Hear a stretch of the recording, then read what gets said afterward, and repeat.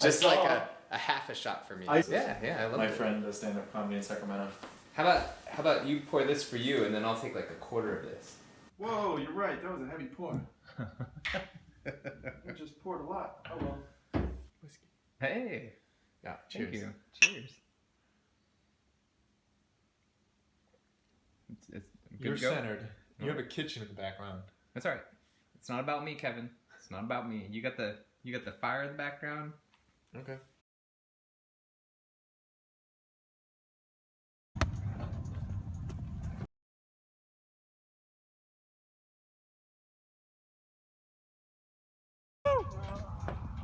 So before we get started, Kevin, you mentioned that you are projected to do $3 million in revenue in 2020, and this is only your second year in business, and you just did over 50 grand in revenue in the first 5 days of March, which is on target for that 3 million in revenue, or even possibly exceeding it. That's amazing. Thank you. How on earth did you do that? Yeah, I mean, we started out slow. It was a $350,000 loan of selling a home that I owned in Sacramento and taking all money from working in real estate for 4 or 5 years and selling that home and financing everything, not diversifying at all and not saving at all and not really putting anything into a 401k, and putting all of that money into bikes and then slowly growing it and getting lucky maybe. And do you want to give a 30-second synopsis on your business? Yeah, so we sell electric bikes, rideoneup.com, and we sell direct to consumer, and we ship from Nevada. We don't have any storefront, so it's more of a modern e-commerce company. And yeah, try to keep it efficient and lean and as clean of an operation as you can do. A 21st century electric bike distribution. And you only do online sales, correct? Only online, yeah. Wow, that's impressive. I mean, apparently most businesses fail in the first 5 years, and you're revenuing projected 3 million, and you did revenue of 1.5 to 2 last year. Yeah, 1.5 to 2. Yeah, just Your first gross year? gross revenue, not Yeah, I understand. That's still very impressive. Yeah, thank you. That kind of money. Yeah, First of all, let me thank you for being here. I really appreciate your time today. you're welcome. Thank you. One of the things I'm excited about in interviewing people is kind of like a TED Talk, just ideas worth sharing. And with you, I'm pretty excited about what you're accomplishing and with your life. I mean, you're very young. You're running a multi-million-dollar business operation, which is super impressive. Like you said, you're all in, so it's not like you have this diverse portfolio at this point. Everything's into this company right now. A lot of people's dream is to accomplish what you're doing right now, and so I'm just trying to get more information around that. Yeah. So are you familiar with TED Talks? Yeah, definitely. And I mean, if it was somebody else trying to do the same thing, even if you had no money, I'm sure you could, with a good business plan, I'm sure you could get it financed. It just, I was a lot luckier to have some money to work with to create it. Of course, when I was 24, it was like I had maybe $4,000 in my bank account or less. I was always generally a saver, so whenever I made money, I usually just put most of it away. And so when I finally made money working a lot in real estate in Northern California, I just put almost everything away. So, if that helped a lot, but I'm sure if you wanted to be doing a similar business and you had a great business plan and you approached private funders, or if you approached, I'm sure you could get a business loan. Of course, it makes it a lot harder, having to report, just having to do everything a lot more planned, I guess. If you have to show people your business plan every quarter or what your expectations are, your forecasts, everything. And then, of course, factoring in the amount of interest you need to pay off. Well, and in your case, you just show that to yourself. Right. Yeah, it's a lot easier. That's very nice. So my next question. I saw a bunch of lifestyle questions, and I didn't know it was going to be a bunch of business ones. Well, we'll change it up. So the TED Talk, you're familiar with TED Talk, Ideas Worth Sharing. Mm-hmm. And let's say that you're giving a TED Talk next week. Mm-hmm. So basically, what ideas do you want to share not only with people today, but future people or people in the future Like, let's say these TED Talks, they're recorded and they're watched by millions of viewers. Right. What would you want to talk on? I think I read that question of yours, and to be honest, I don't think I have any credibility to give any sort of TED Talk. I'm in general in life like a knowledgeable in a lot of things and master of none. What is that? Jack of most trades, master of none. Mm-hmm. Yeah. Okay, then I'm going to go on to the next question. What are two of the most satisfying accomplishments related to owning your current business? Yeah, two, I guess.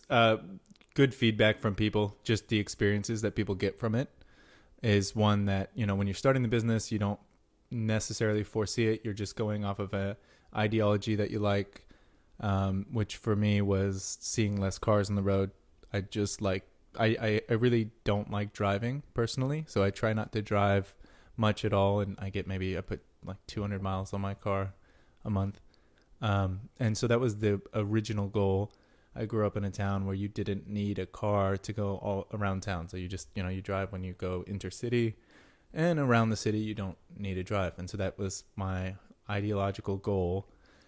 And so that's what made me start this business. And then, when you get the real positive experiences from all kinds of people, somebody with MS reached out and they're like, oh, this has changed my life and it's been fantastic. And sure, they could have gone with any electric bike company and probably had a very similar experience, but it's just, we've made it affordable and quality for them. And so it's nice to get that reward where people are actually grateful and thankful that, we exist and we made a quality product affordable for them so they could actually, take that step to buying a $1,100 bike online and have it help them.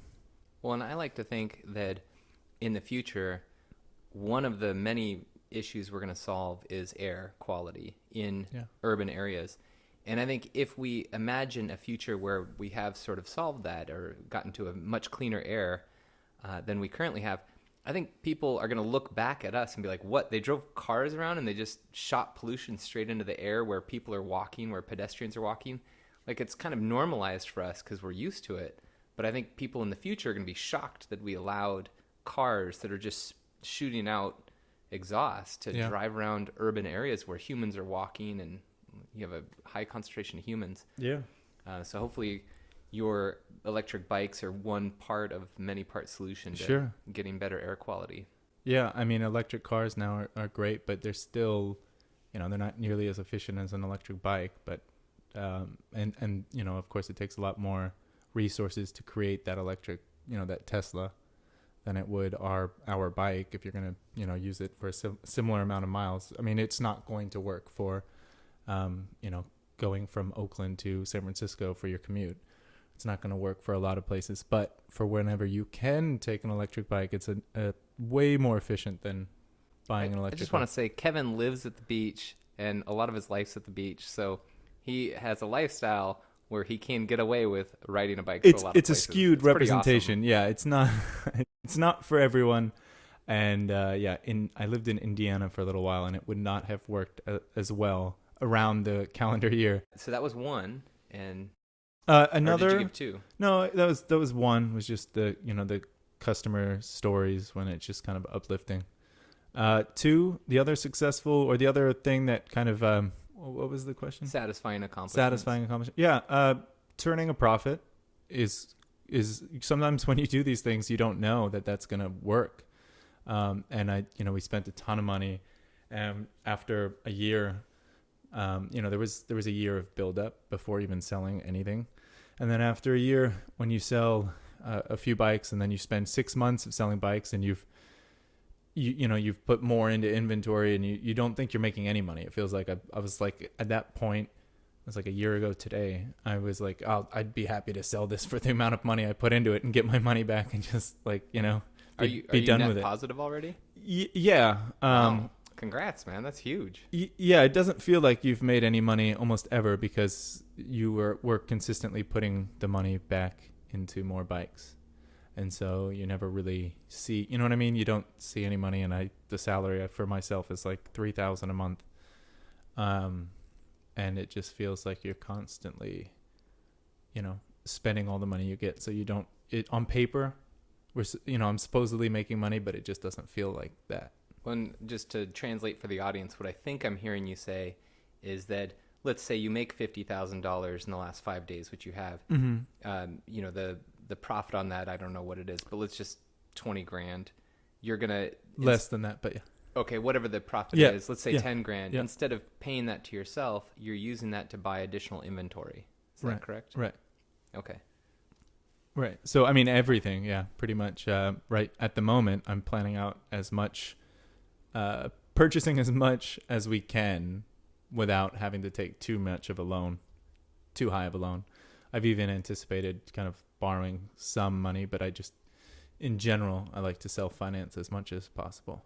Well, and you were telling me before we started recording that one of the challenges you're anticipating is your growth is too fast, which would be that problem of more customers wanting to buy inventory than you have inventory. Right. Well, that happened now, and a lot of it was because of Chinese New Year and then the coronavirus stopping our production. So that was tough because, I didn't plan far enough advance for Chinese New Year.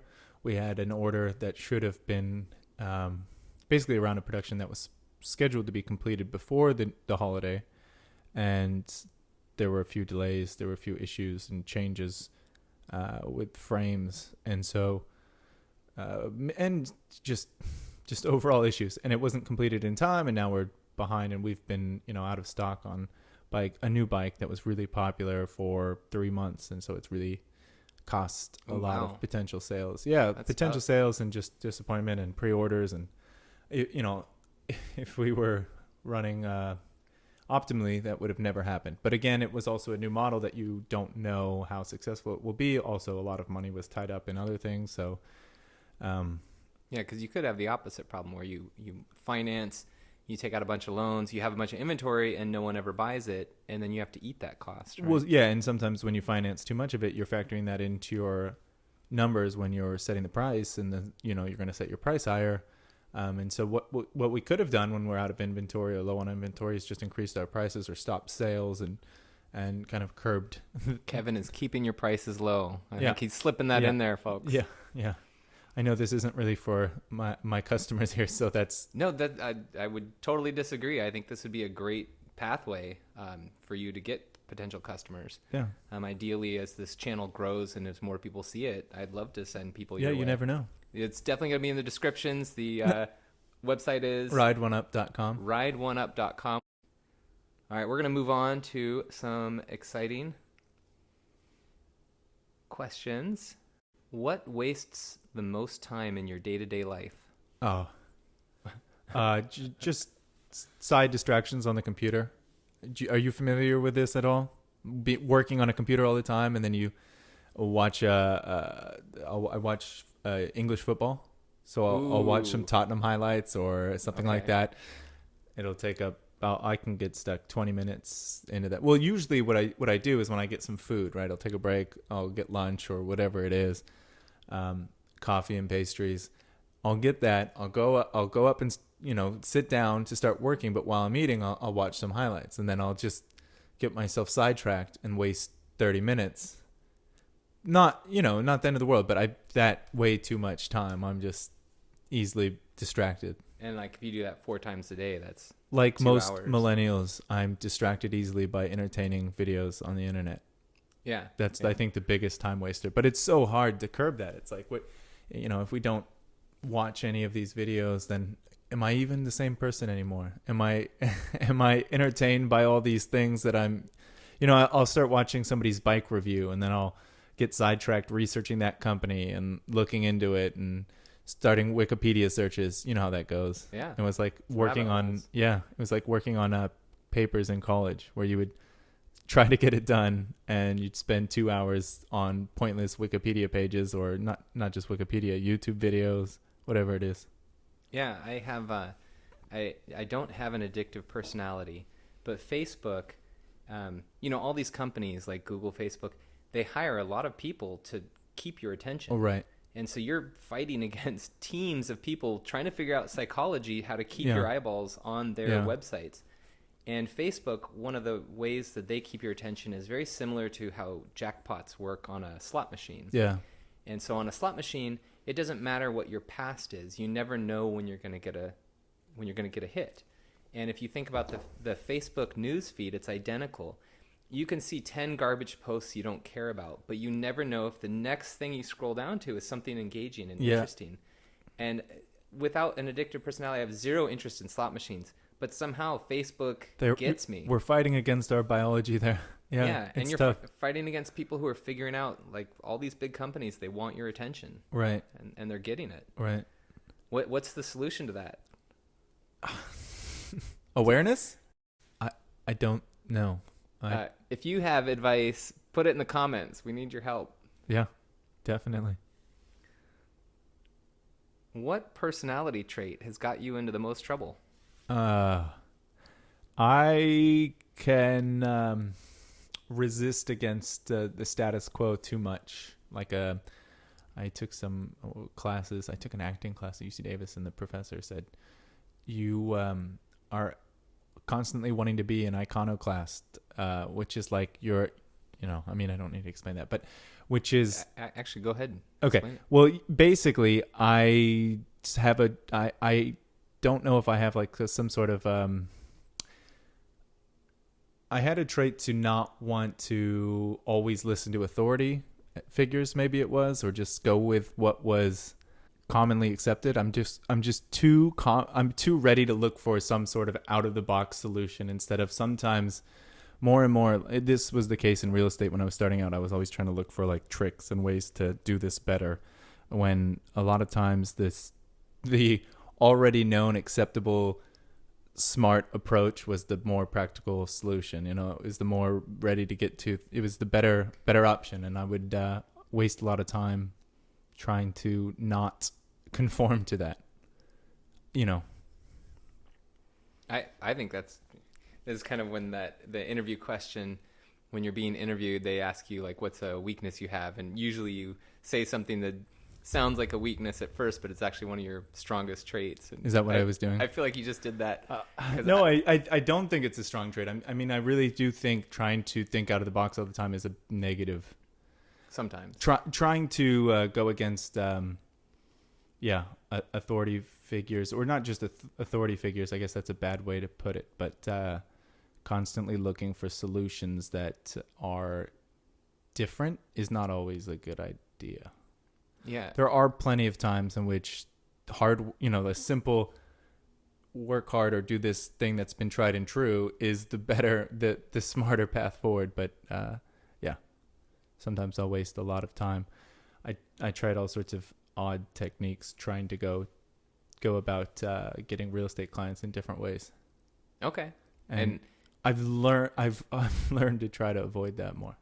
I see. So my takeaway, if I'm hearing you correctly, is maybe there's a tried and true way to do something that's pretty effective, and you'll try new ways that maybe don't result in any effectiveness. Right. And then you're like, I wasted so much time trying to do it in a different way when it was right in front of me, this like tried and true way that I could have leveraged.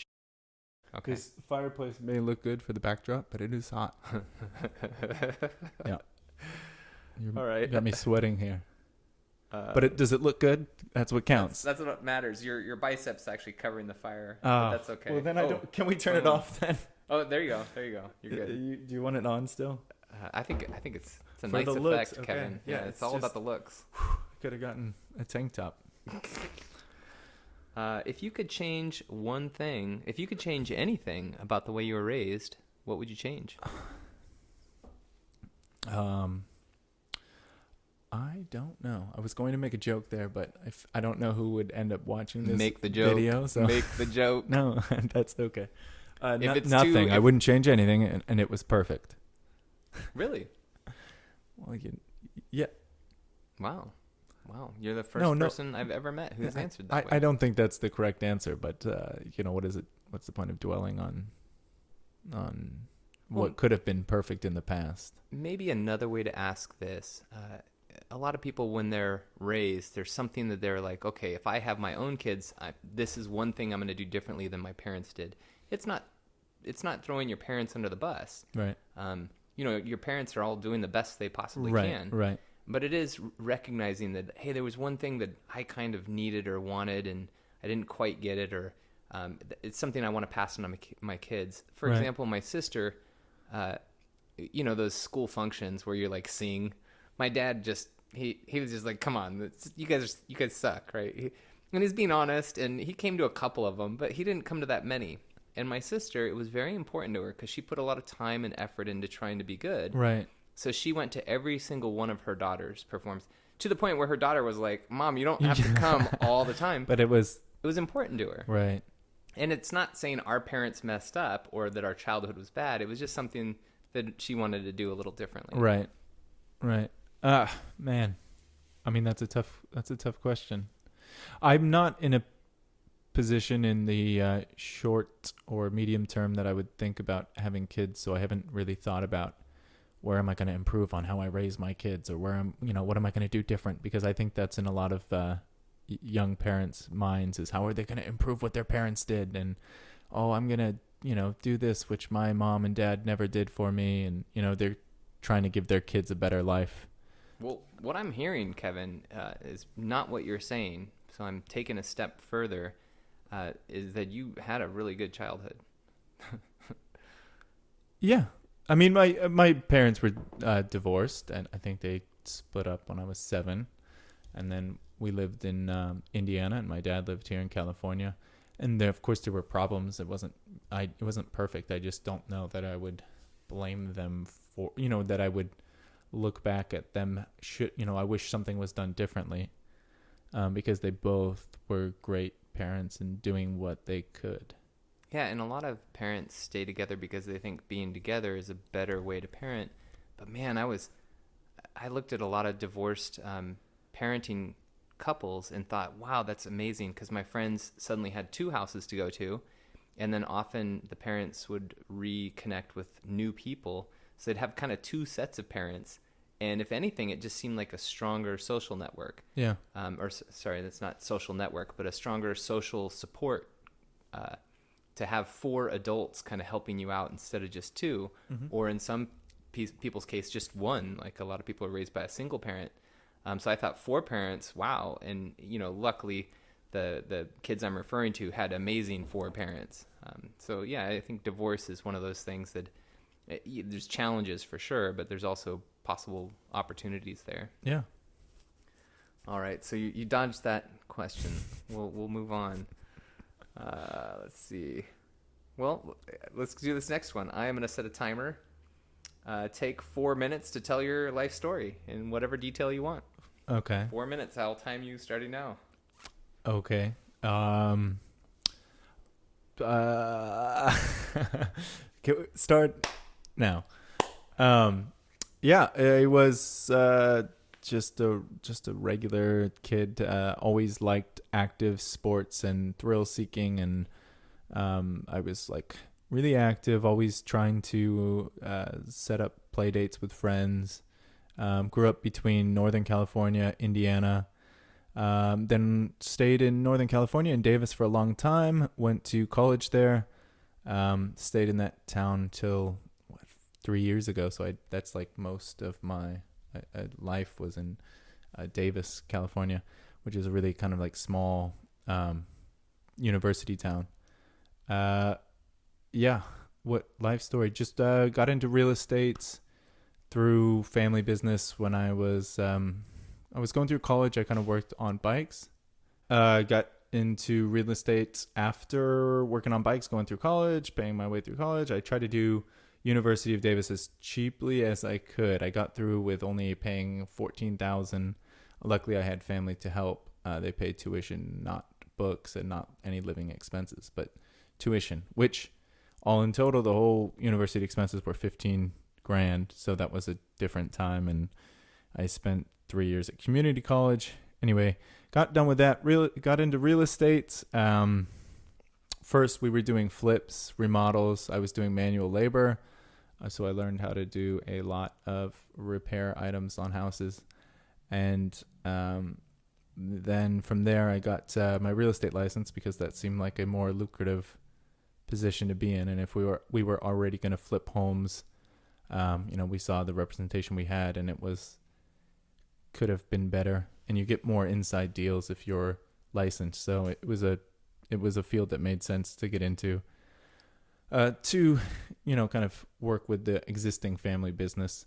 But the problem with that is it was really tied to your geographical area.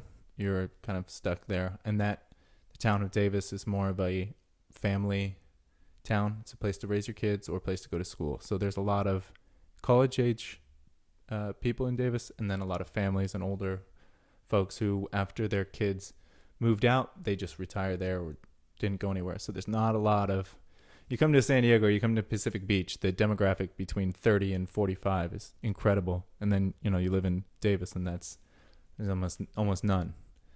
So it's not a great place to be. So once I decided to move, it was, which is tough. It's tough because all of my family live in that town.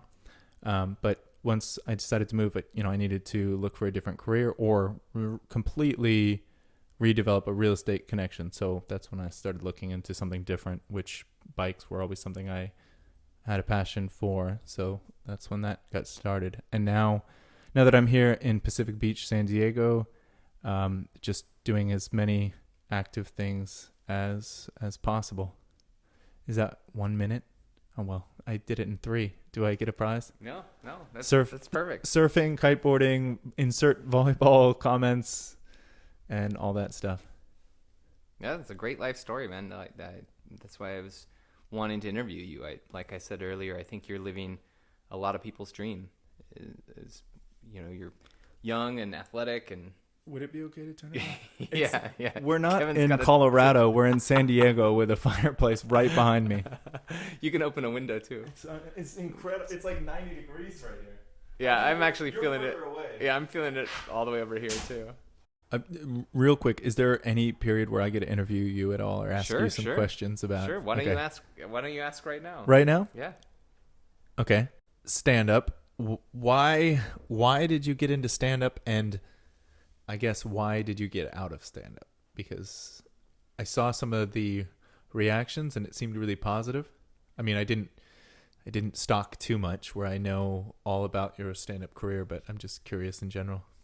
Well, I'll just give you the quick 1 minute version. So I did stand up for 10 months, and I was, in a nice financial place where I could sort of take a practice run at retirement. And retiring is actually really challenging because you have all this free time, but you're used to doing stuff all the time. And I just found myself, I've always loved stand-up comedy, just you, a microphone, and an audience that you don't know. To me, that's amazing to make that group laugh. So I've always had a passion for that. Growing up, I loved A&E's Evening at the Improv. You're not old enough, but my era, that was a pretty big one. Just a comic in front of a brick wall, and they'd do 7 to 10 minutes, and it was great to watch. So there I was having plenty of free time, and I went to a comedy college, and I wrote comedy for 10 to 12 hours a day, and then I would go perform every night. So a lot of people I was 10 to 12 hours per day. Yeah, of writing. Comedy is really challenging. Did you ever think about going, applying for a show or trying to write for, one of the TV shows? Oh God, those poor suckers, man. Really? Yeah, I think joke writers like at Simpsons, I think it's just, it's like a sweatshop. It's like sweatshop labor, man. At least that's what I've heard. Okay. I haven't been there, but I hear it's just like 50 kids trying to come up with jokes. Right. And it's, jokes are tough. You know what's a minimum to make a laugh. Like there's something called joke structure, and you learn about that. But just because you have those elements doesn't mean people will laugh. Right. So it's a necessary but not necessarily sufficient to have joke structure. Right. So you have to have joke structure, but even if you have joke structure, there's no guarantee it's the laughs. The only way to do it is to test it, and you need to test it many times because your delivery might be just slightly different one night. Sure. And they don't get it at all. And you're like, why did this audience not get it? And it's because you just delivered it slightly differently. Right. So it's really tricky to know what's going to work in advance. So that's the 10 to 12 hours of just trying to craft jokes and bits. And then I would go perform. And man, comedy is brutal. you might spend 3 hours at an open mic to get a 3-minute slot. So like you're wasting so much of your life to get 3 minutes, and then you test out those 3 minutes of material you've written, and then you make your way and you meet enough people, then you get to a show where you can do 7 minutes, right? Then you get to a show where you can do 20 minutes. Then you can do a headline where you're doing 50 minutes. So I progressed through all that and did some comedy competitions, did well in those. And so I definitely was on a good trajectory for my 10-month stint. Yeah. Mostly because I was working so hard, and the other comics are going to work all day, so they don't have nearly as much attention to devote. Right. But stand-up comedy, Will Ferrell was thinking about doing it, and he said it's just really a lonely life. And I was thinking, well, let's say that I'm lucky enough to be famous at it, right? So you generally have to put in 6 years before you'll get a TV slot with like Conan O'Brien or Jay Leno. So it's 6 years in. And then it doesn't matter if you do well or not. That's like your foot in the door on TV. So even if you bomb, it's no big deal. And then you just keep grinding, and you're traveling the country. So I'm like, man, do I want this lifestyle where I'm always traveling? And a lot of, comics get really lonely. Even though they've got tons of adoring fans, they get lonely. So when I just thought about, like, what's the outcome of this? And I was starting to get popular enough in the Bay Area that people were recognizing me on the street, because if they saw me at a show, they'd be like, hey, you're Sam Wilkie, hey. And that was kind of fun, but also kind of odd, like, what if I'm picking my nose or something? So it definitely was something where I thought, what's the end game here? And the end game sounded kind of tough, 7 years in, and that's just the bare minimum, and then you got to work on top of that, and you're always traveling. And this reminds me, the thing I liked least about it, I like waking up in the morning and not knowing what I'm going to do that particular day. Like that's one of my favorite things. Like if I go camping, I love just not knowing where my day is going to take me. Maybe I'll go hiking and get into some cool discovery. And comedy, you would line up, like I knew my next 6 months of my life. Like it was all because booked. of your schedule. Yes. You're right. The better the show, the further they book it Tour out. schedule, yeah. So as you get bigger, I mean, you take I glanced at that. You had all across the Bay Area. I think you were going all over the place. Yeah, out to Turlock, Modesto. Yeah. I was going all over. I went to a few of those comedy clubs. They were great. Oh yeah, like Fat Cat out of Modesto. There was one in not Livermore, Dublin. Yeah, several in Dublin. What was that one? Bunjo's? No, it was. There was a steakhouse. There was Tommy T's. Tommy T's. Yeah, Tommy T's. T's. Yes, that one was cool. I like that one. Tommy T's was great for local comics because you could get a 20-minute slot when you didn't have the chops yet. Yeah. So they were awesome about giving you really good time slots. Oh, cool. In San Francisco, you were lucky to get like 3 to 5 minutes from some open mic. How did you get to retire at 30 in your 30s? Well, I took a couple practice runs. Okay. At like retirement? Yeah. Okay. Yeah, because retirement's tough. It's got its own set of luxury problems. Well, you're retiring with investing, as your guide to retirement, right? And is that what's tough, or what do you mean by retirement stuff? Like it's just tough because you don't have anything scheduled, or just because you're still needing to kind of maintain income from assets or from a set wealth? That piece was easy. Right? Oh, so okay. For me, goal setting and goal achieving is like it was something that I enjoyed doing, and it was kind of like you set a goal and then you achieve the goal, right? Mm-hmm. So retirement, what I mean by luxury problems is what do you do with all your free attention? So sure, some people think you just go golfing all the time, and that has zero interest to me. Like yeah. I saw you at a golf tee, so maybe you love golfing. No, it depends what type of retirement you're talking. I like golfing. I wouldn't say I mean, no, I wouldn't say I love it, but I do golf. But retirement, if you're 60 and you've been kind of waiting to just golf every day, I could see that type of retirement. Maybe 65, I guess. Well, and I did recreation my whole life, so I was huge into snowboarding and tennis when I was a kid, and then ultimate frisbee in college and grad school, and like really devoted to it, putting a lot of time in. But when you're retired, you have even that much more time. Right. And I have actually decreased my recreation slightly being retired. So instead of putting more time in that, I put less in. So really I had all this free attention. Yeah. And, it's really easy to distract yourself. I think that's easier to do than to just be present in the moment, right? Like if we just tried to sit here and be present, it would get awkward in less than 5 seconds, right? If we were trying to be present together, it'd be awkward. We could do it. I've been listening to Sam Harris's Waking Up. I just finished it, actually. Oh, sweet. Have you heard or have you read that book? I have not. Have you heard of? I know Sam Harris. Yeah. Okay. Yeah. Sam Harris is an atheist, but very compassionate one who seems very interested in meditation. Yeah, meditation. I don't want to say Buddhism because I do not know, but yeah, mindfulness, meditation. Well, one just to give you an idea of the types of things, he seems like an idea guy to me.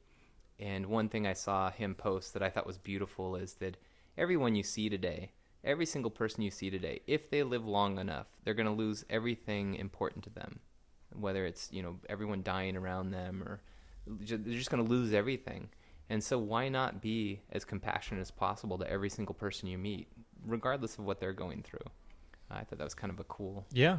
I mean, that's like one of those daily quotes you read to try to be a better person. Sam Harris has a lot of those, right? I guess that's not what I thought of him as or know him as, but I don't really follow him that intently. I just listened to his book. I'm more into Audible. And then what's the piece that relates to being present? Yeah, so that was kind of one of the focuses of that the book Waking Up, about spirituality in the post-religion era, just how you can try to be more attentive to the moment, how we typically are always living for future plans or nostalgic about the past. Yeah, one or the other, but a lot of times the future too. I mean, we're mostly always waiting for, when I do this better, or when I get here, or when I get to this moment, things are going to be good. And spending 80-90% of our lives not just caring about the moment that you're in, as opposed to where, how you're going to get to this better place. Once I start making this much money, then I'm going to have this, and I'll be happy then. And it's like, well, you're not, you know what I mean? Yeah, I feel like I know exactly what you mean. And that was one of the central points of his book. Yeah, I think it's easy to be distracted. And it's much more challenging to recognize, hey, I don't know where the audience is, but you're in your prime. I feel like I'm in my prime. What kind of prime? Sexual prime? What prime are we in? Athletic prime? I would say, when you're... I've always felt like I was in my prime. Just I'm going to be honest. 15 through like when I 10? was 5 years old. I'm in my prime. When I was 5, I was like, 5 is the best age to be. Because if you think it was about a good it, age, yeah. You don't have to be responsible for anything. And you just play with toys and you play with your imagination. And so I feel like every age I've been, I thought was the ideal age. I get it. So the prime is just the mindset.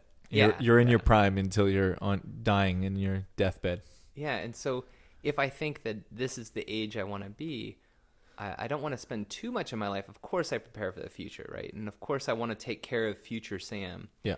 At the same time, I don't want to take crappy care of present Sam, and it's a challenge.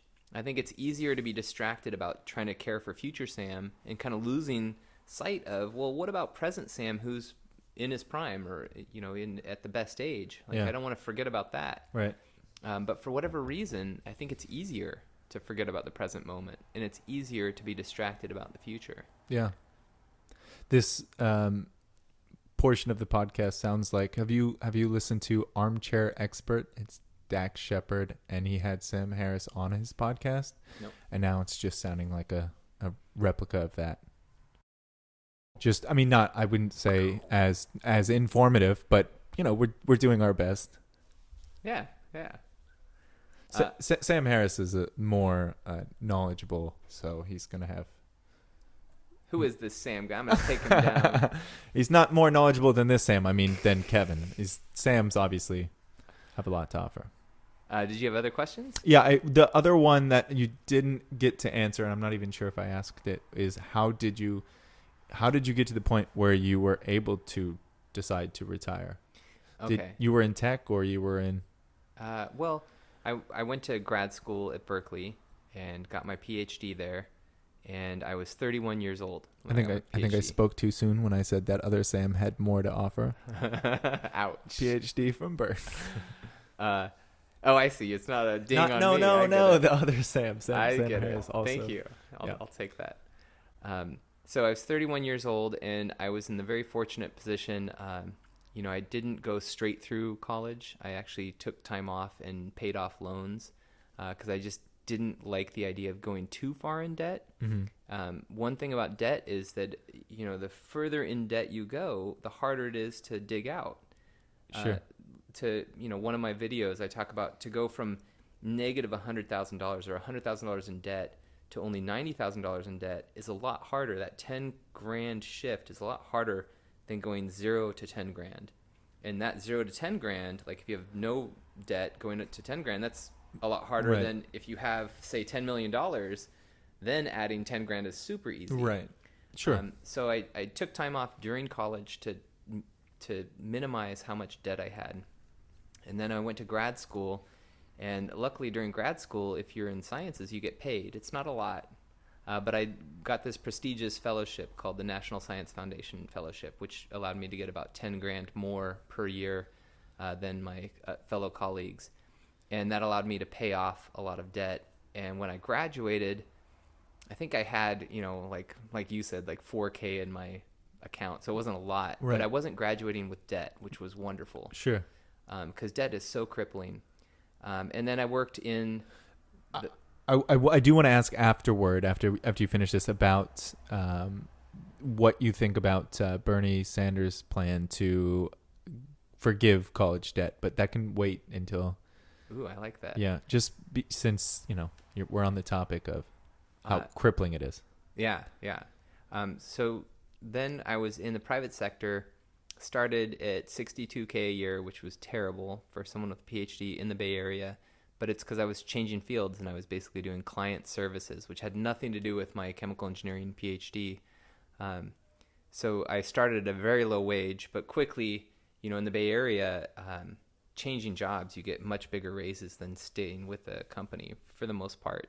And so every time I changed companies, big raises. And then I was still living like a pauper, meaning that while I was going to college and grad school, I just lived very affordably, right? I always lived in some shabby...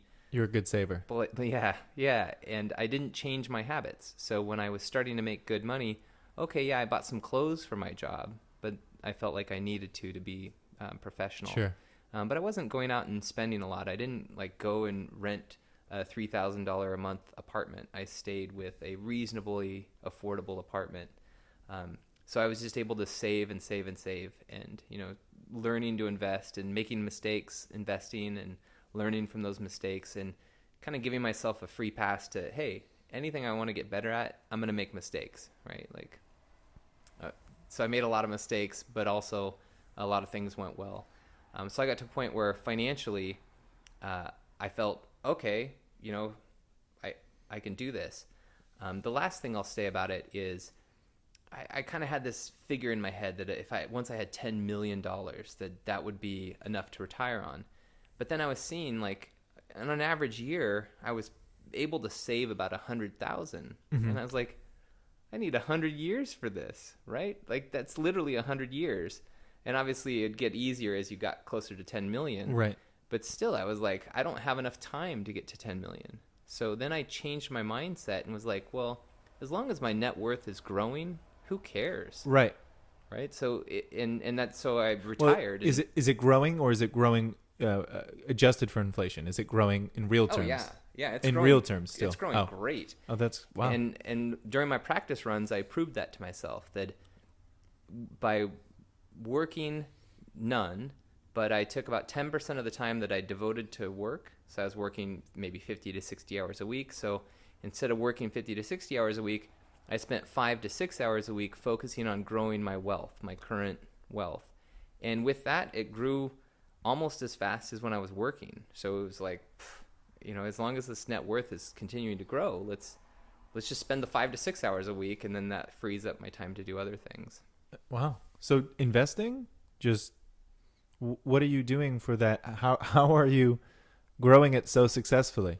Like I said, I make a lot of mistakes, and each year is different. Last year, a lot of my growth came from appreciation of properties.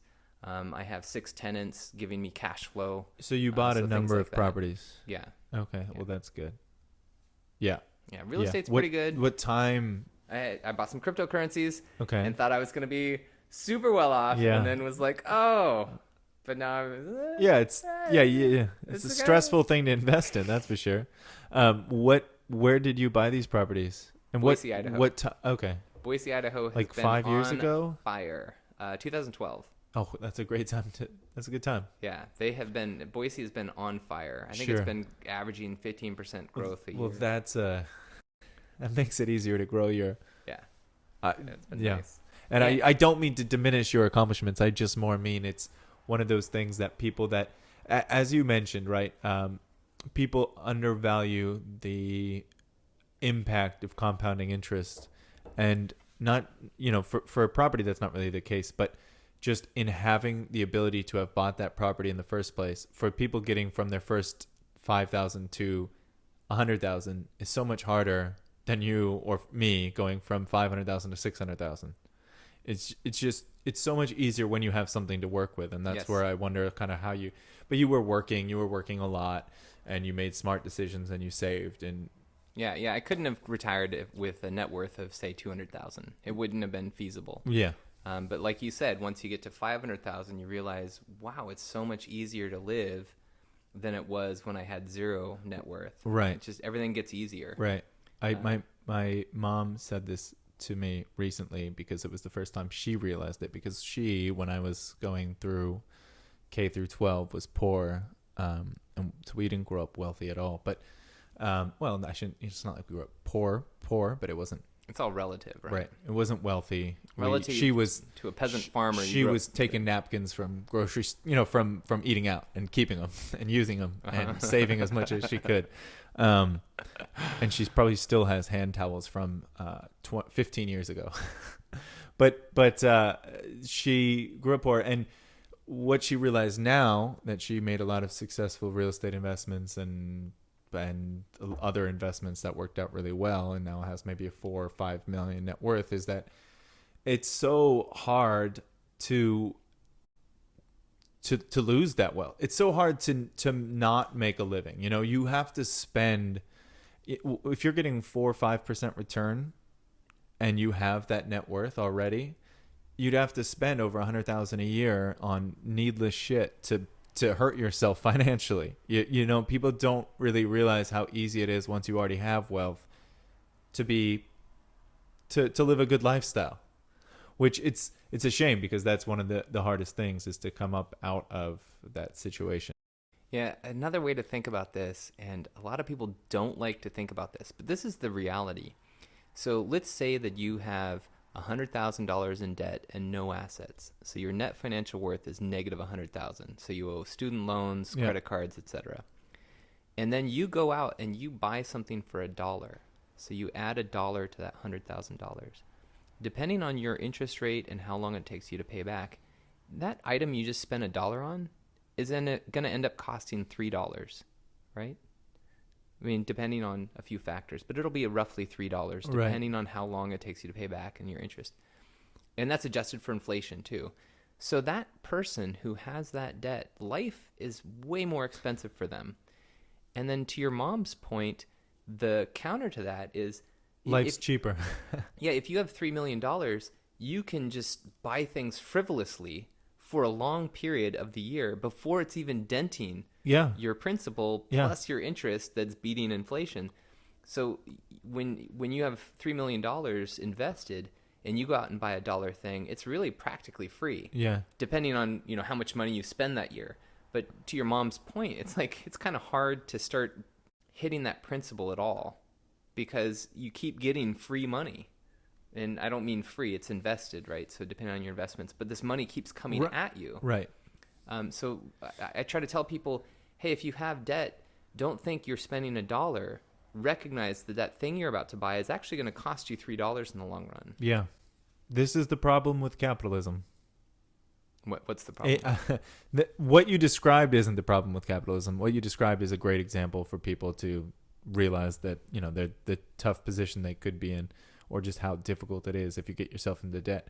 But the problem with capitalism is how easy it is to have a unnecessary amount of spending income when you already have some wealth, and we don't try to reappropriate that wealth. So old money, they have, say a family has 10 million and they give, or 15 million, and they have 3 kids and they give each kid 4 million. Somebody dies in the family and they pass on this wealth. As long as you're not an idiot, or if you have some guidance from that likely educated family, it's very easy to keep that wealth and keep frivolously spending 100, 200,000 a year, while other people that didn't grow up that lucky are struggling against some of these situations, of trying to finance their way through an expensive educational system, and fighting, I guess, that their dollar is more expensive. Their life is just more expensive. Paying rent is more expensive than the person that's getting $10,000 a month in royalties. Well, and my big takeaway here, Kevin, and this is for the viewers, is become that person who has extra money, because it is so much harder to not have. But don't you feel bad for the people that didn't get a fortunate family situation, or so you worked for it. I mostly worked for it, but I still had a lot of help from. And we're 2 white guys, right? Like, right. Society, there's a lot of advantages we had just by being born right. in this society, in this era where white people are favored. So we had a lot of advantages that, even though we were born not with silver spoons, we still had a lot of advantages over other people. So I definitely agree with you. There's hardship. And I know that some people might have challenges that you and I just can't even fathom. But I keep coming back to get to that point. Like, if you are at negative 100,000, if you have student loan debt, if you have, just keep moving the needle, because it keeps getting easier. Yeah. It keeps getting to the point where, like, if you owe a bunch and you can get to zero, where your assets equal your debts, man, that's such a good milestone. Like, really reward yourself, because getting there is going to be much harder than getting that much further positive. Yeah. And then it keeps getting easier. And yes, the kids who start off with rich parents have it way easier than you and I did, and certainly way easier than a lot of the viewers here. And so instead of begrudging people who have that wealth, I just can't emphasize enough, just anything you can do to move the needle to get into that easier position is just, like, it just keeps getting easier, right? Yeah. Like, you're choosing to run a business, so I'm sure you have a lot of work, but you also have fun. I mean, you play volleyball, you surf almost daily. So you have a lifestyle that somehow accommodates, even though you're running this really high revenue business almost single-handedly, you were still able to do all these recreational things. And a lot of that is because of the wealth you've created in your life. Yeah. Well, now I'm lucky I have this one employee taking care of a lot of customer service, and that's fantastic. I know you really need to partner with the right people. But yeah, I 100% agree with you. I was curious what you thought. I mentioned this earlier, what you think of Bernie Sanders' plan to eliminate college debt. And if he were to be elected president, I'm not saying that would, who knows if that would pass, or what version of any bill would pass. But what are your thoughts on that? I think it's a sticky wicket. It's a lot more complex. So first of all, I don't know enough about it to give you an educated answer. And I do know... Just eliminating college debt. Just paying off all existing college debt. And I don't know enough about it if that's exactly what he's proposing, but it's something similar to that. Something to that effect. Yeah, and what I've heard is that will help the economy. That economists are saying, if we did excuse this debt, it would help the economy. Well, of course it would. Right? You're putting money back into people's pockets. Have you heard of UBI? Universal Basic Income? Andrew Yang. Yeah, so universal basic income, I think would benefit corporations. It would benefit a lot of people because you're basically giving every single citizen $1,000 a month. And of course, they're going to go spend that money. Your average velocity of money increases. The velocity of money increases because, it's going to be moved around faster for the people that needed it for an extra, say $10,000 goes to, or $100,000 goes to a multimillionaire, that money is just going to sit. It's going to sit. There's no velocity of money. And then if you give that $100,000, spread it amongst some of the poorer people in this country, that's going to be spent for necessities. Yeah. Yeah. You give your top 1% $1,000 a month, and it just gets put into savings or investments. But Right. if you give your bottom 50% $1,000 a month, 800 that's going to be immediately put back into the economy. So to me, of course, it makes sense to me that it'll stimulate the economy to pay off student or forgive student debt. The numbers, real quick, by the way, it's roughly 1.6 trillion for us to excuse all student debt right I thought now. it was today. lower than that. No, that's the rough estimate is 1.6 trillion, and the federal government currently owes 22 trillion. Mm-hmm. And so our government, it's like if you and I had a credit card debt and we had very little assets, so our credit card debt is much higher than our assets. So our government is running this machine. So if you owe 22 trillion and then you add 1.6 trillion onto that, the cost of that's going to be a lot higher than 1.6 trillion, depending on interest rates and how long it takes the government to pay it back. At the rate the government's paying back the national debt, Mm-hmm. It's going to last a long time because we keep doing budget deficits. I think the last time we had a Budget surplus was in the 90s. Yeah. We've run a deficit, meaning it's like if you have credit card debt and every year you make that credit card debt grow. That's what the federal government seems to be the doing. popular plan now. So I personally think, I would vote for a candidate who was talking about fiscal responsibility and getting at least the budget deficit balanced. Moderate, kind of modeling the Sam Wilkie lifestyle. Exactly. Yeah. Because, what you're doing is you're charging future taxpayers. That's exactly what you're doing. And there's no opinion here. This isn't my argument. This is reality. This is financial reality. Is in some ways like a healthy company. There's going to be a lot of debt with a healthy company, right? I'd imagine, I don't know the books for Uber or Tesla or SpaceX, but I'd imagine there's a decent amount of debt. And with a healthy company, they're probably the goal is to utilize. They're leveraging successfully. The goal is to leverage that debt successfully. So do you think our federal government is doing it responsibly? Well, this country is growing at a rate that they think that debt is healthy, is what I would be my counter argument. And no, I totally agree with you, right? And I also think it's kind of ridiculous to talk about debt without talking about assets. Let's bring it back to a real world example. If I owe $100,000 on a loan, at say 7%, but I have no assets whatsoever, that's a very different story than if I owe $100,000 on a loan, but I have $10 million worth of real estate. Those two situations are night and day different. Yeah. And so to just talk about my debt in the absence of talking about my assets is ridiculous. And that's what people do with our federal government. They talk about the federal government debt of Right. 22 trillion. Right. And when you try to find out what are the federal government's assets, Right. it's really challenging. And I think those numbers can't be, they're completely intertwined. You can't talk about debt without talking about assets. Right. So when you bring up companies having debt, those companies have very clear assets. In our federal government, it's kind of murky what the their assets assets are. Sure. Obviously, you're an asset and I'm an asset. And the income that comes in year after year. Yeah. So the federal government, they have 18 trillion? 22 trillion in debt. Right. What's coming in?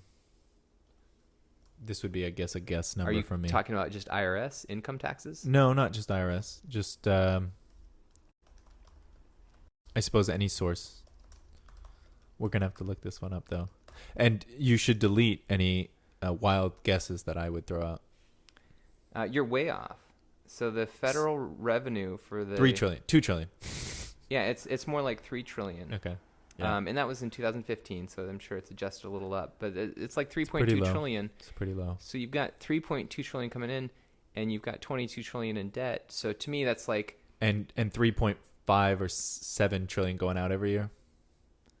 yeah. So you're spending more. Yeah. So to bring it back to the kind of the real world example that might make more sense, let's say you're making 35 grand a year, then you'd have a $500,000 debt, and you're making 35K a year, but you're spending 40K a year. So you're not even paying down your $500,000 in debt. That $500,000 debt is growing, and you've only got a 35K wage. So even if you were to become really financially responsible, that debt is you're gonna pay way more than $500,000 by the time you pay off that debt. So to me, that's where I am with the paying off the student loans. Is like, is it realistic? Given we just don't the have cost? the resources, basically. Yeah, and I feel like what's the point of no return? For you and me, if we spend too much, we can declare bankruptcy, and we have to give up all of our assets except for our home and our car. And our federal government, some governments go insolvent, so they basically declare bankruptcy, whatever the government parallel of that is. But our own federal government, I don't want it to be insolvent, and I don't want it to declare bankruptcy. So what is the point of no return? How much debt can our federal government take on? And there's even a term for this called the debt ceiling. And our Congress people just keep upping the debt ceiling. They keep voting to increase the debt ceiling.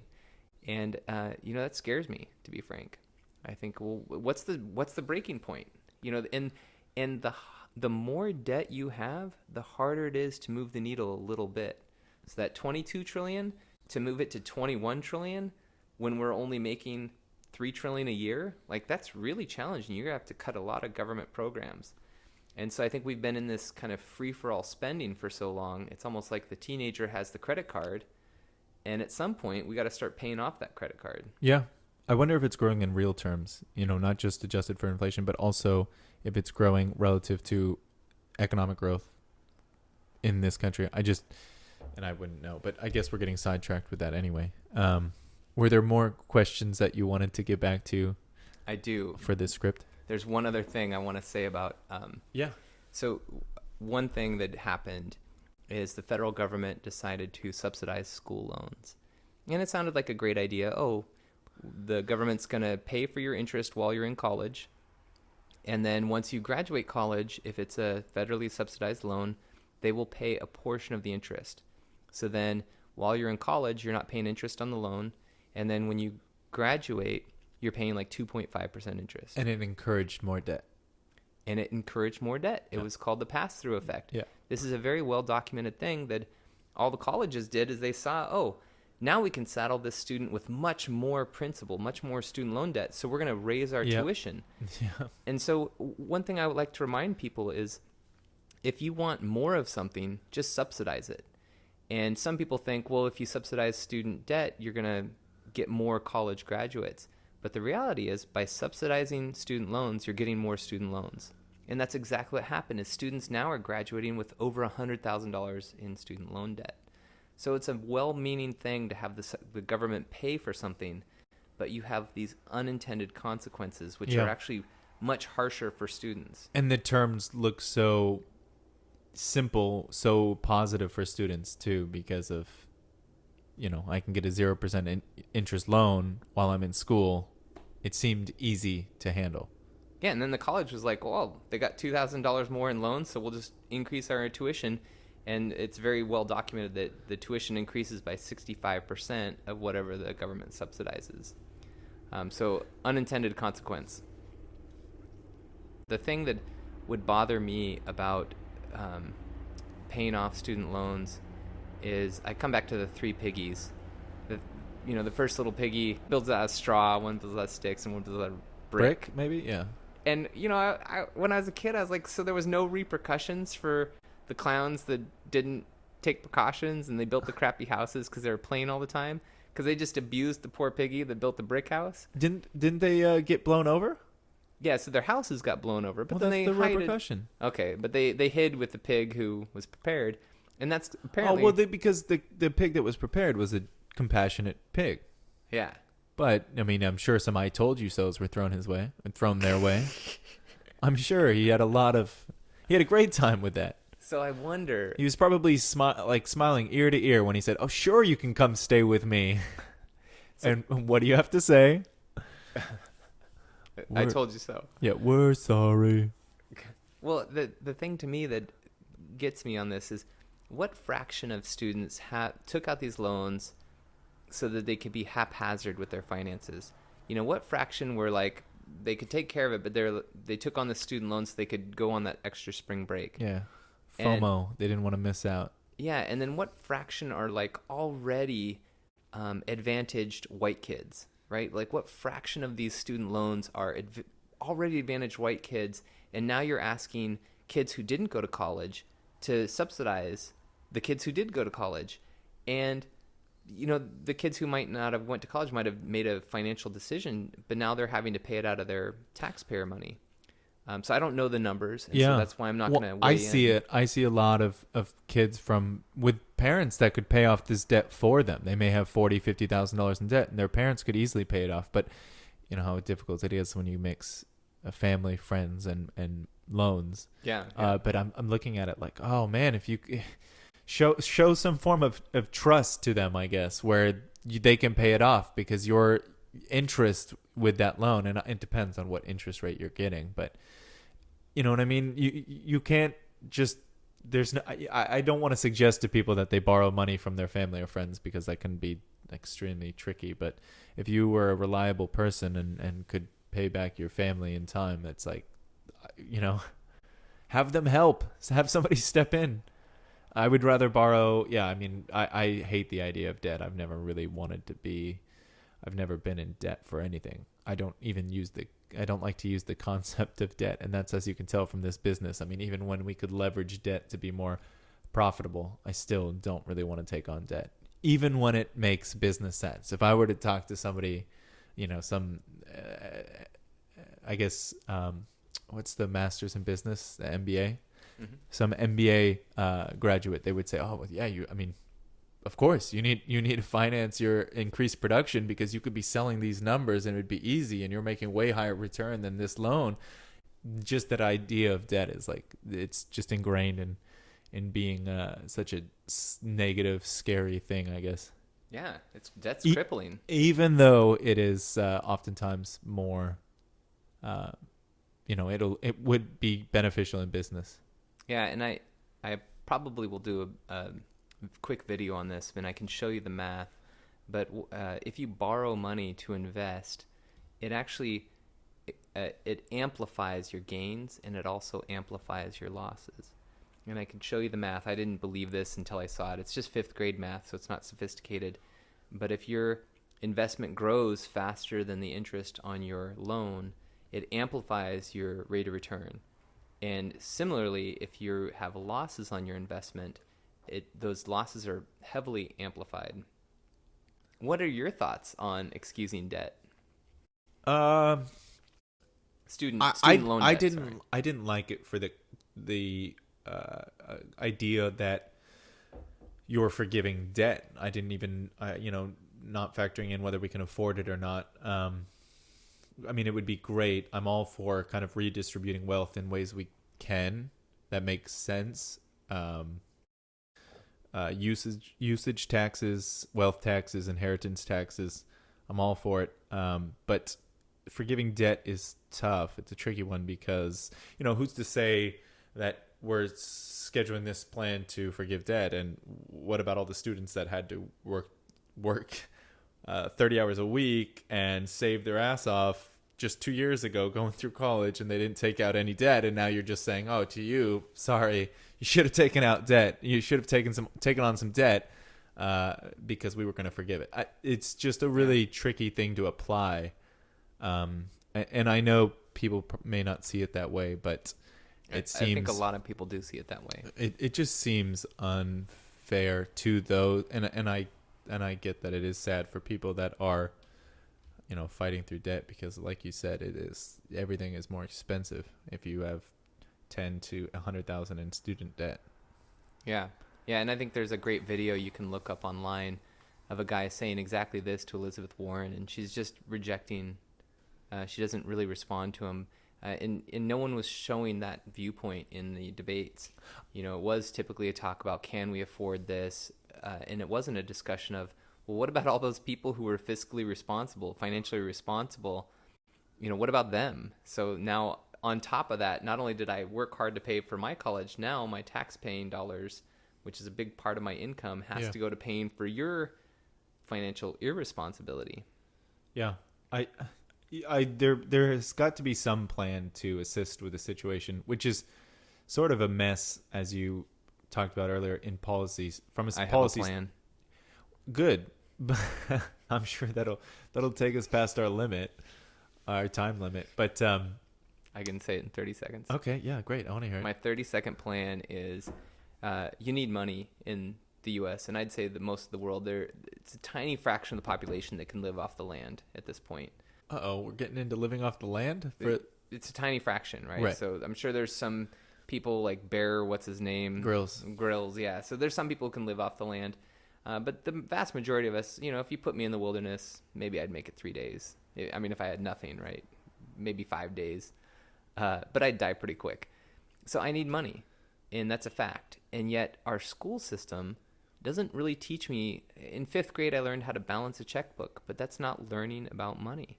And so my 30-second plan is start teaching about financial concepts as early as elementary school. And of course, you'll start simple. But I think your average sophomore should know things like opportunity cost. So going to college isn't just the debt that I'm going to go into. It's also the opportunity cost. How much money would I make if I don't go to college? And on top of that, it's the interest on the debt. So if you do look at the true cost of college, including the opportunity cost, it's vast. And so I think your average sophomore high school student can certainly understand those concepts. But I know when I was a 16-year-old, I had no idea about that kind of stuff. And so I think you wouldn't need even a whole course. This would be like a few hours a year teaching these concepts. So it's not a huge, you don't have to have a course called financial responsibility or anything. But why is that not worked into our curriculum? Right. Yeah, that's a great point. But so your solution is a long-term solution, not a short-term for people who are already in debt. It's not a solution to help the. Okay. Yeah. No, I mean that's a great long-term. Kids from ending up in debt. Yeah, that's. We don't have a lot of those policies in place right now. The long-term improve our position in life policies, and there's a lot of curriculum changes that should. Take place. I can't understand why we're not, and maybe we are, and I've just been out of school for so long that I'm just disappointed that it didn't happen when I was going through school, but we didn't really have critical thinking courses, I guess, courses on how to really understand where you're getting information and sort out the information that you're getting in life, because now you see this is like one of the, I mean, it's an existential crisis facing our country and our elections and our everything. There's so much information hitting us every day. You and I can sort of attempt to figure out what's accurate and I guess dig deeper and understand it. And a lot of people in this country are just pounded with information that they don't know. Maybe they just think something's right, or you'll see from CNBC all sorts of articles or other legitimate sounding news publications, just a story that really doesn't have much basis. 90% of it is, and it could be just kind of an opinion narrative, and a lot of I guess online publications are not even that way. There's not even really any peer-reviewed information on there, and that's fine if you're going to read op-ed pieces, or you're going to read something that is not peer-reviewed, or maybe just some case study, and you're just going to look at poll numbers or read somebody's narrative that's trying to direct you towards a certain path. But at least understanding what you're reading and not going to your friend or going to your family member and sharing these, sources or sharing these stories and pretending like there's value or inherent value in them. because a lot of us, we don't have the time to research a lot of claims made by Trump or Bernie Sanders or whoever, whatever your political elite is that you're getting your cues from. We don't have time to research that, but you at least have to know that it's not coming from a source this is just a thought from somebody. This isn't, the ability to separate fact from opinion. Yeah, and I think this, like you said, this is a really big challenge, is information versus misinformation. And I think Trump's onto something. I'm not a fan of Trump, but when he says fake news, there's plenty of fake news out there. But what I'm going to put on the screen right now is a great infographic that shows, based on the media source, one, how truthful is it, and two, how left-leaning or right-leaning is it. Where did you get this? Yeah, is this like it's some pretty Snopes awesome. or some? I think it's even better than that. So I'll provide that information in the details. But right on the screen right now, it's showing you kind of the truthfulness lever. So when you've got InfoWars and Breitbart, that's down where it's just basically propaganda and it's all lies. The left-leaning side of that is Occupy Democrats. It's based on just absolute lies. It's propaganda. And so those are kind of the left and the right versions of propaganda. And then as you work your way up, you get to Associated Press and Reuters, which are more news-based. So Associated Press and Reuters, of course, they're going to have within that. Is it not Reuters? I've always said Reuters, and I've never heard anyone say. No, I don't know. I wasn't saying it to try to be like some sort of... I've never heard it pronounced. So Reuters. But those two sources, of course, within those, you'll have opinion pieces and you'll have... I think it's a Dutch name. I think you may have even said it right, and I'm probably just correcting you. And I don't know. We'll find out for you. So those two sources tend to be the most truthful, so you don't have to do as much fact-checking with Associated Press and Reuters. And then they're also not necessarily left-leaning or right-leaning. And of course, within that source, you're going to have some articles that are left-leaning and some that are right-leaning, and you're going to have some misinformation. So I'm not saying they're perfect. Yeah. But of the news media sources, they're kind of the gold standard. Yeah. And then when you have CNN, you're getting back down to the opinions, and they're showing you stuff that's, kind of supports their argument. So they're not showing you the truth. They're showing you stuff that supports their argument. Selective truth, yeah. Yeah, it might also be true. Right. But it's really very common too. Pushing you to the blue team, right? And then Fox is doing the same thing, but really pushing you to the red team. Yeah, no, I mean that is one of the toughest things. I think that's one of the biggest purposes of an education is to guide you through the rest of your life. I mean, you're being educated throughout your life, but the K through 12 and whatever you do beyond, I think one of the major purposes should be guiding you through the amount of info you're going to have to sift through. And we don't really do that. As far as I'm aware, when I went through school, it was history, math, arts, blah, blah, blah. But there wasn't much focus on let's explain, and we had, if we were lucky, we had parents that helped explain this stuff in their own way to us. But not everybody has that. For some people, there's just, anyway, I don't want to get sidetracked, but that I think should be a primary focus in our curriculum. Yeah. I think when I was hiring people to be on my analytics team, of course, people, we asked them to solve a problem, being able to solve it on a whiteboard in front of us with no resources, that's not really a good indicator. I want to hire someone who can look up information really quickly. I don't want someone who can solve stuff on a desert island on a chalkboard. I want someone who can leverage our knowledge base, right. our collective knowledge base, which is at our fingertips, literally. Right. But it comes with the misinformation. So, that's a great point, though. Someone's ability to sift through information and misinformation and cull out the misinformation, but yet harvest the stuff that's helpful in order to solve problems. That's the person I wanted to hire. It's a huge skill. Yeah. On the other thing about news source, a lot of people think Snopes is left leaning, and it's just not. It's just a fact checker, right? And then Wikipedia has a lot of fail safes. So if it's a topic that is not, if you and I created a Wikipedia page, we could put misinformation on there. But if it's on an important enough topic, other people can become authors and edit. peer reviewed in a sense. Yeah. Yeah, it's peer reviewed. So those sources, in addition to Associated Press and Reuters, I find Snopes to be very helpful. Snopes isn't great for checking websites that have just come out. Yeah. Like if it's a new URL, but Snopes is great for things that are 3 months or older. So if you're trying to check information, I think Snopes is great, and Wikipedia, depending on how important the topic is.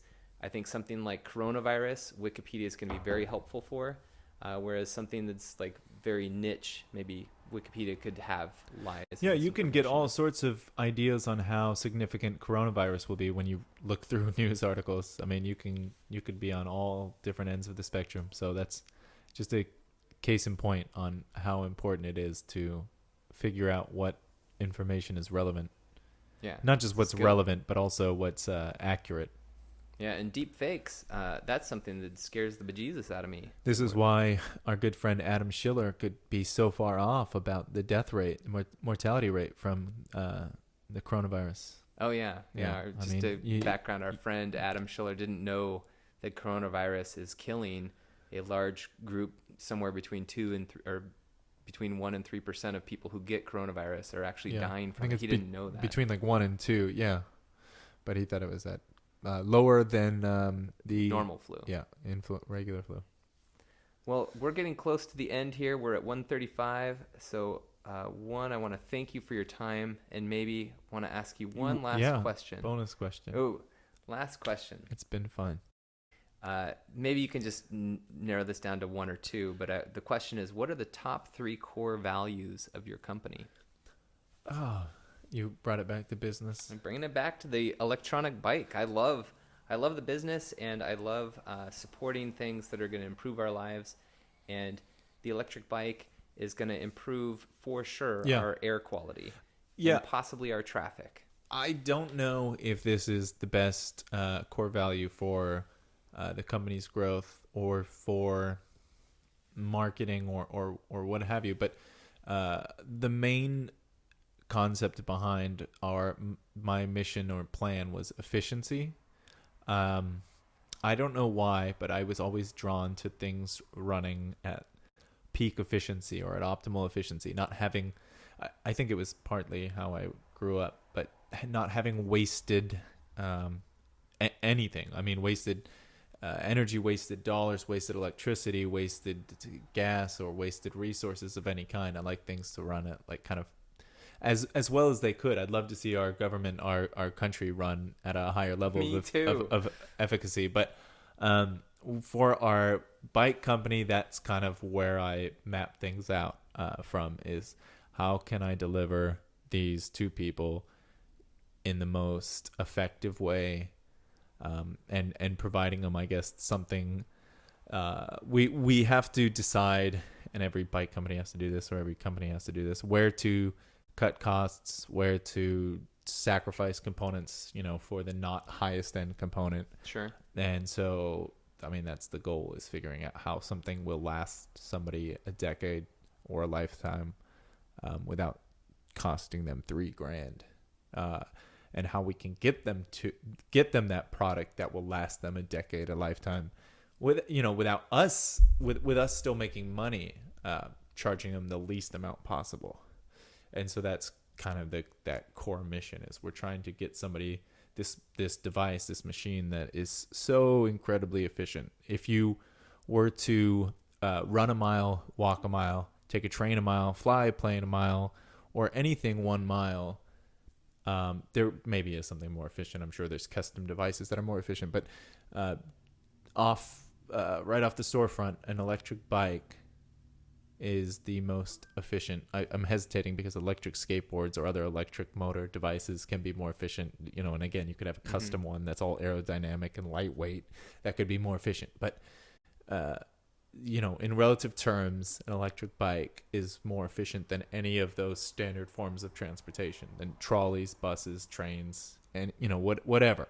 Well, most people can ride a bike, whereas a much smaller fraction can ride skateboards. Yep. And even a regular bike is less efficient depending on how you want to convert human energy, whether you want to convert it in just the cost per calorie, which if you're buying, McDonald's calories or we did these calculations on our site in a blog post where I kind of took an average cost per 100 calories and how much extra are you burning, other than static calories. We're burning a certain amount just sitting.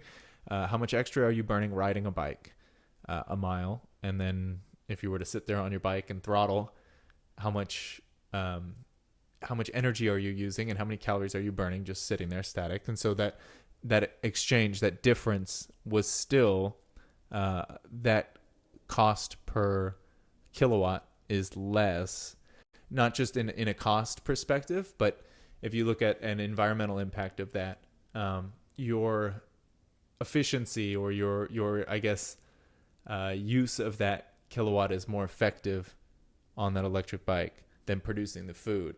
So your food that you had to produce to run that mile, walk that mile, or bike that mile is less efficient because you're producing all that much more food to fuel you to go that mile than your electric bike motor. So it was one of the most efficient things you can possibly have. And beyond that, we're just trying to get it to people, get people a reliable product that they can use for daily transportation. Yeah, and if I heard you right, it's not just efficiency for transportation for humans, meaning it's the cheapest and maybe the lowest impact on our environment way to move your human body from one place to another. So that's one form of efficiency. But I heard another form of efficiency in there, which was related to your business and getting people a bike that, some of your clients are millionaires and you can get them a bike with leather grips and leather seat and, whatever, spare no expense, get me the best bike. But you also have clients who are looking for a product that they can afford. And so you're figuring out what's an efficient way to give them something that's still going to last them 10 years, right? But where I can cut some corners. Right. And we didn't want to go down as low as having components that what I call Walmart, Target level components, the ones that shops and people just don't want to work on because they, once they get gunked up, once people stop maintaining them, once there's issues, people don't even want to fix some of these low level components because they're too cheap. So we didn't want to go that low. So that's why you still see these electric bikes costing $1,000, which unfortunately can be beyond some people, but it's hard to go much lower when you want to. And sometimes you end up paying more in the long run when you buy something cheap and it breaks in 2 years. Then you're out all that money, right? Versus buying something that maybe is 60% more cost but lasts you 10 years. Right. It's in the long run, it's much cheaper. You could ride it for a few years, and if something happened in your life and you needed to sell it, I'm sure with one of our bikes, you could probably resell it for you've spent $200 to have it for a couple of years. You don't lose all that much, which is an incredibly low cost for what your return is or for what you're getting, which is, hopefully replacing your car for most local trips. Kevin, this has been awesome. Thank you so much for your time. I wish you the best of success with the bike company. Coronavirus is definitely affecting not just your company, a lot of companies. So you're in a boat a lot of people are in, and I wish you the best of luck with it. And it's somewhere where my heart is. When I was at Caltech as an undergrad, environmental engineering was my minor, and I studied urban air pollution during a fellowship in Korea. So I'm definitely interested in things that help our environment. Yeah. And so I think electric bikes are a huge step in the right direction for this beach community is benefiting so much from the electric bike. So thank you very much for your time today, and good luck. Thanks so much for having me on your first podcast. And now the phone interrupts, of course. At least they waited till the last minute. Yeah, this has been perfect. Thank you. Click subscribe if you want more of what you're seeing today. Thank you.